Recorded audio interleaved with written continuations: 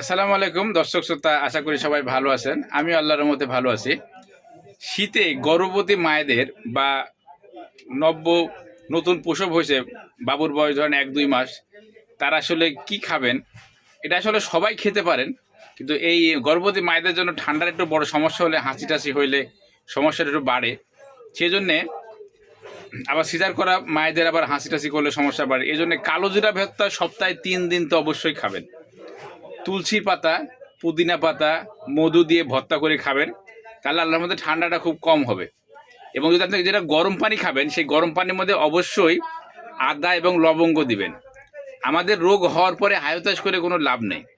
আগে থেকেই প্রস্তুতি থাকতে হবে এবং আগে থেকেই সতর্ক থাকতে হবে, তাহলে আমাদের সমস্যাটা কম হবে। কালো জিরা ভর্তা সপ্তাহে 3 থেকে 4 দিন খাবেন। এর সাথে পুদিনা পাতা অ্যাড করতে পারেন, এর সাথে তুলসীর পাতা অ্যাড করতে পারেন, মধু অ্যাড করবেন।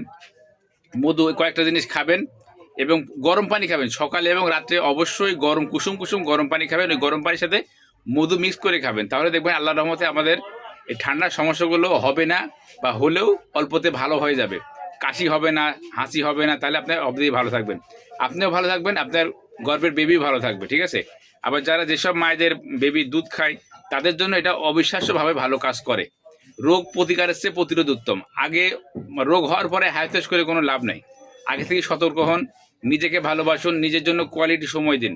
পৃথিবীর সবচেয়ে দামি সম্পদ হলো আপনার শরীর। আপনার শরীর সুস্থ মানে পৃথিবীর সব আপনার পজিটিভ থাকবে। আপনার শরীর অসুস্থ মানে পৃথিবীর কেউ আপনাকে ভালোবাসতে মন থেকে বাঁচবেন আর কি। ঠিক আছে? এই হলো বিষয়। তাই নিজেকে ভালোবাসুন, অলসতা দূর করুন, নিজেকে ভালোবাসুন, নিজের জন্য কোয়ালিটি সময় দিন। আল্লাহ হাফেজ।